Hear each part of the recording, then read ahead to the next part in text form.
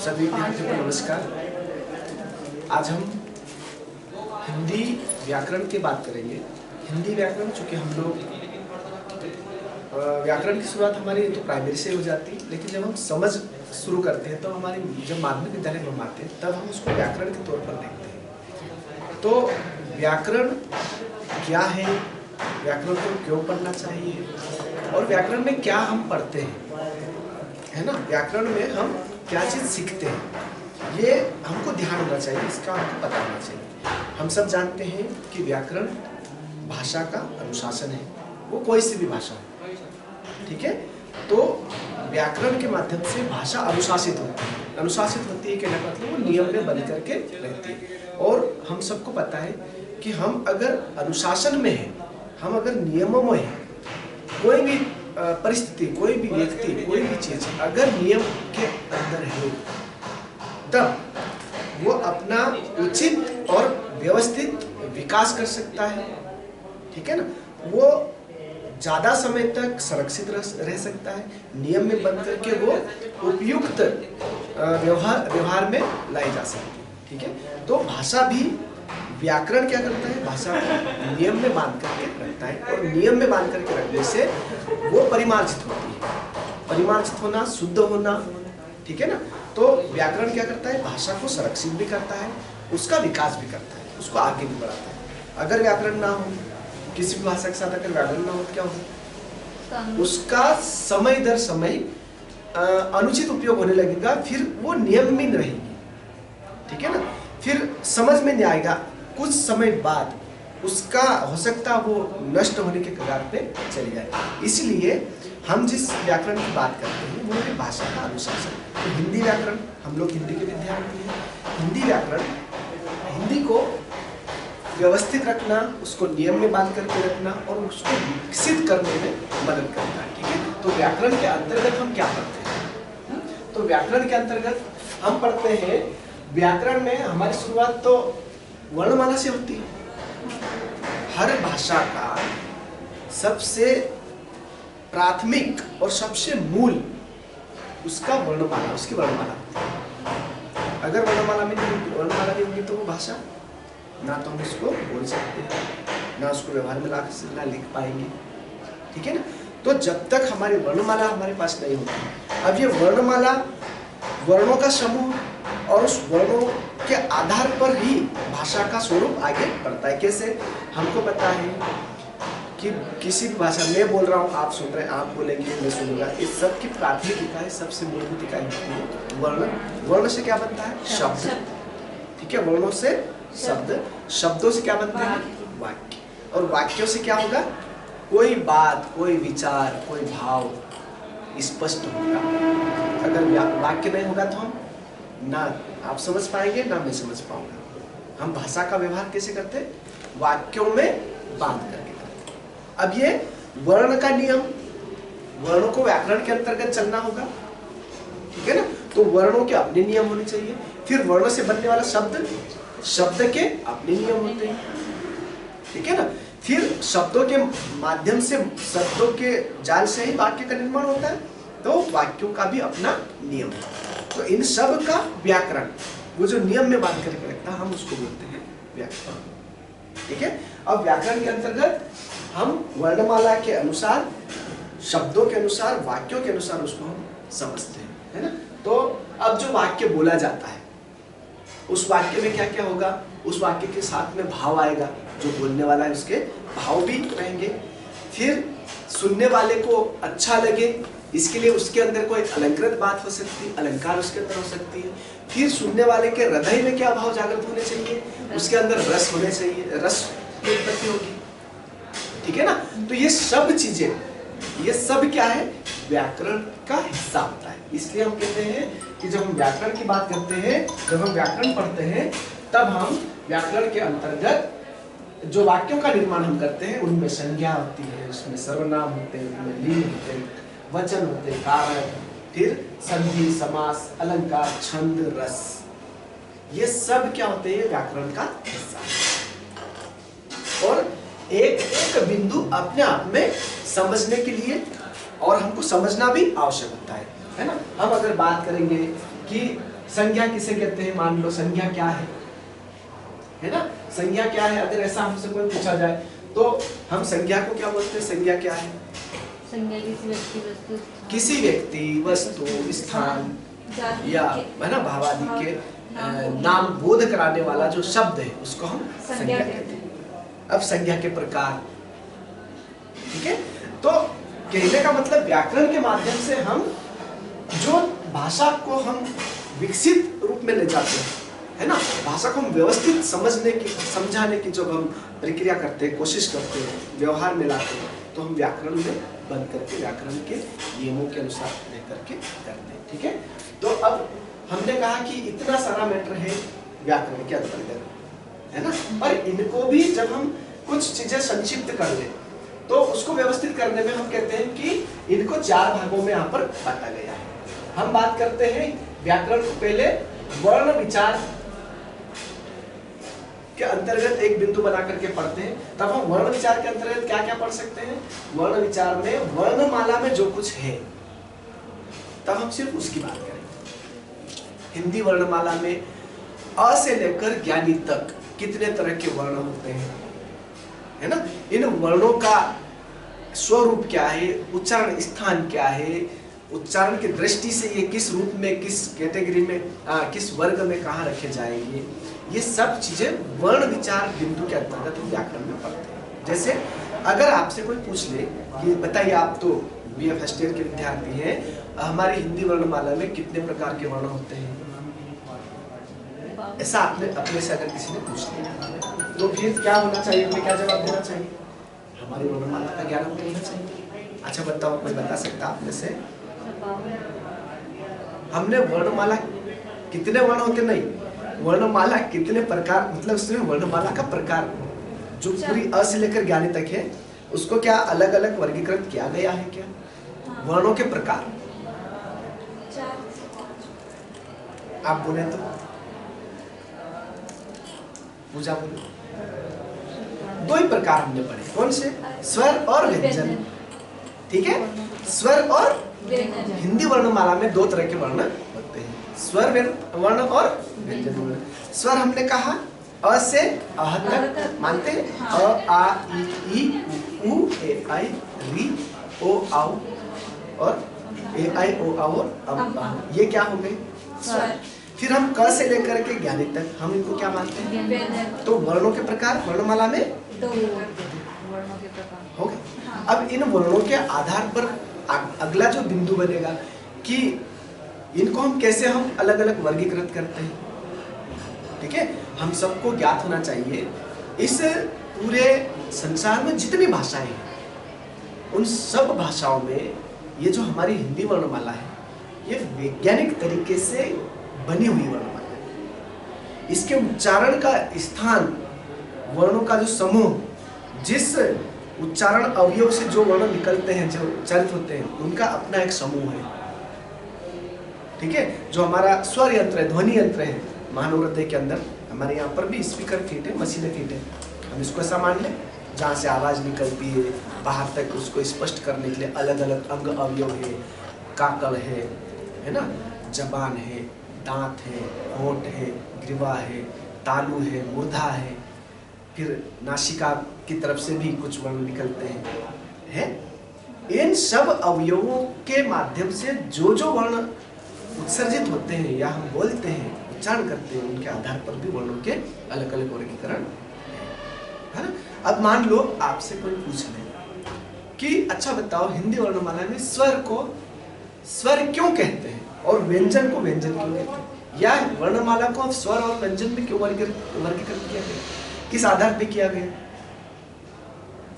क्योंकि वो सीधे अव्यय ना कहीं टकराते हुए जो है। हाँ, स्वर का मतलब मानव हृदय में, मानव में, हमारे अंदर जो स्वर यंत्र है, जिस जगह से ध्वनि उत्पन्न होती है, उच्चारण की ध्वनि उत्पन्न होती है और बिना किसी बाधा के सुनने वाले के कान तक पहुंच जाती है। इस स्वर यंत्र के दूसरे अवयव जिसमें जिह्वा है, दंत है, होंठ है, ये उनका उपयोग नहीं होता।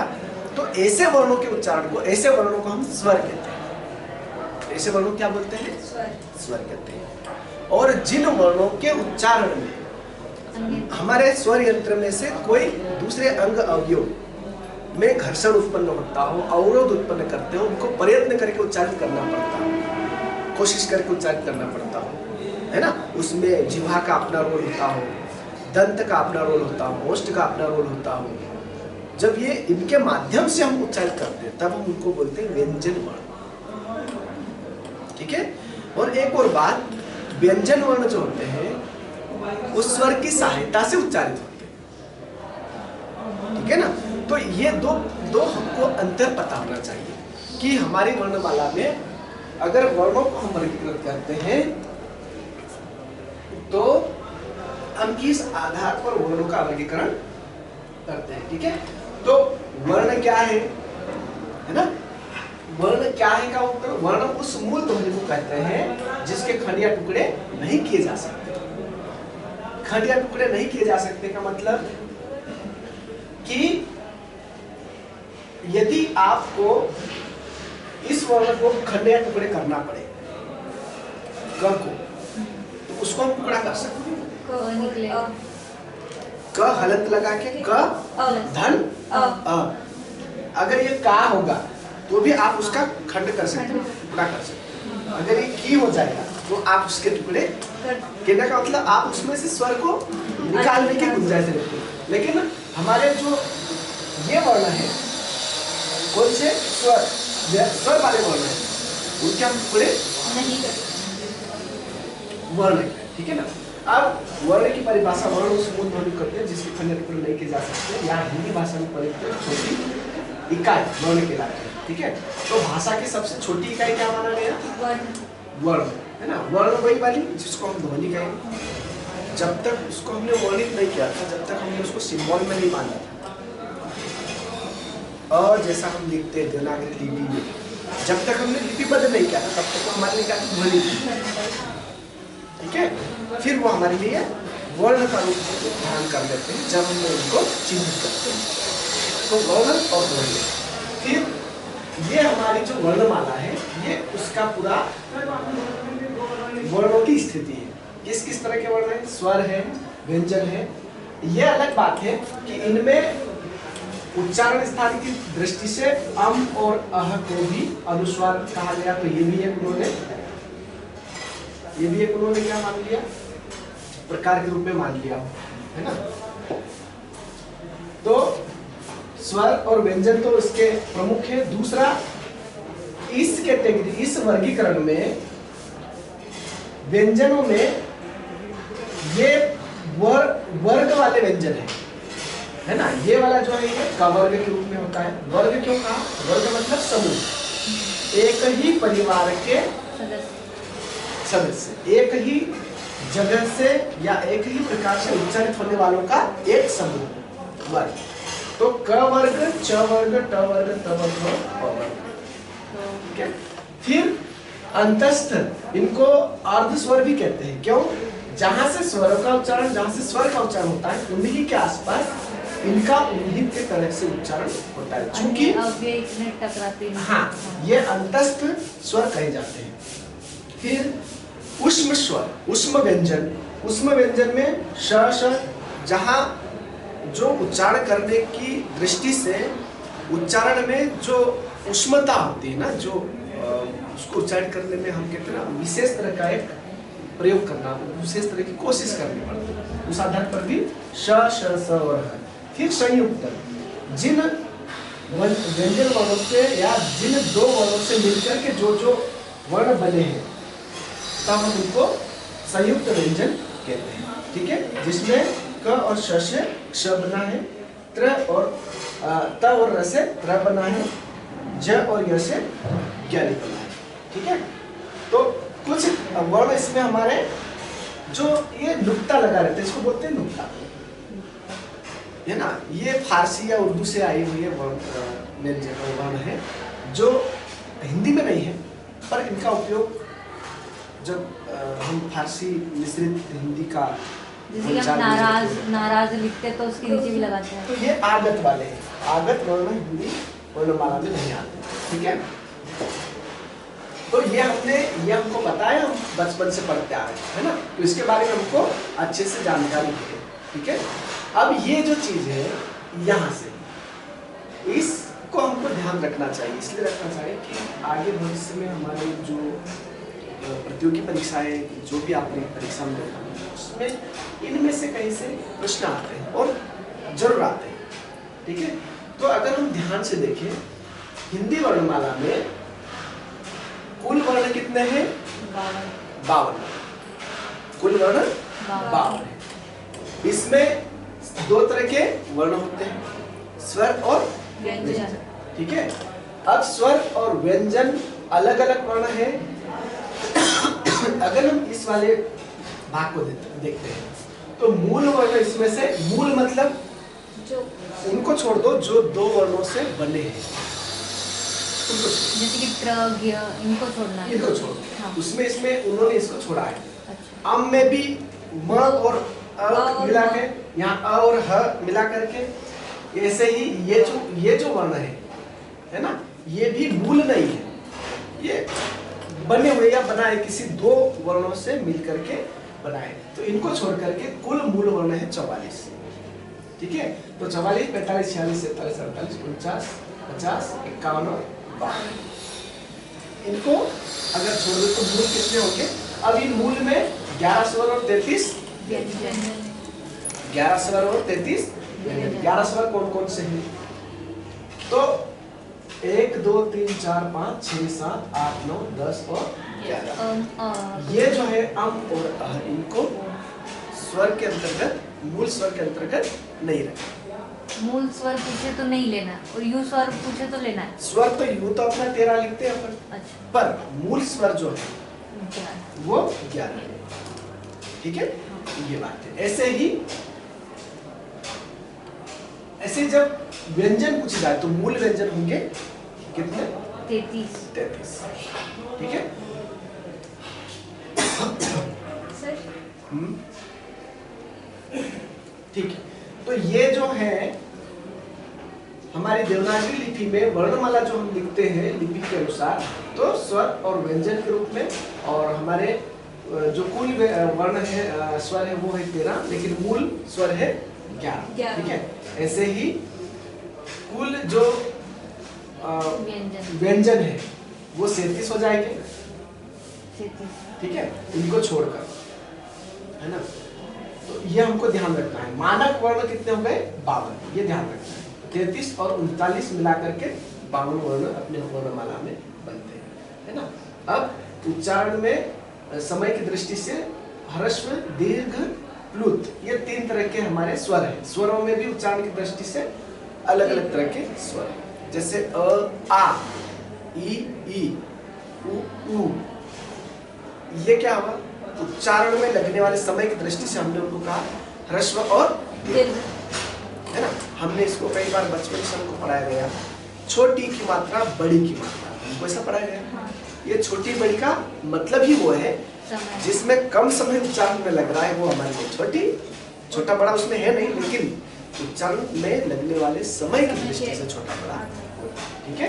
तो ह्रस्व, दीर्घ और प्लुत। प्लुत क्या होता है? दीर्घ से भी डबल समय लगने वाला, जिस वर्ण उच्चारण करने में दीर्घ में से भी ज्यादा दुगुना समय लगेगा, तब हम उसको, जैसे राम, हमने कहा राम, उच्चारण क्या किया? राम भी बोल सकते हैं, लेकिन राम। तो राम को उच्चारण में र को उच्चारण करने में कितना समय लगाया? ऐसे जब हम उच्चारण करते हैं, जैसे ओम, है ना, ओम को कितना लंबा उच्चारण करते हैं, तो ये वाला जो है इससे भी तिगुना समय हो सकता है, ज्यादा हो सकता है। तो जब ऐसा कोई उच्चारण होता है तब उसको बोलते हैं, ठीक है। तो जीभ के आधार पे अग्रस्वर, मध्यस्वर, पश्चस्वर, ये बहुत बड़ा पहाड़ी पे जाकर हम लोग जो अगर आवाज देते तो वो प्लुत स्वर के अंतर्गत आएगा।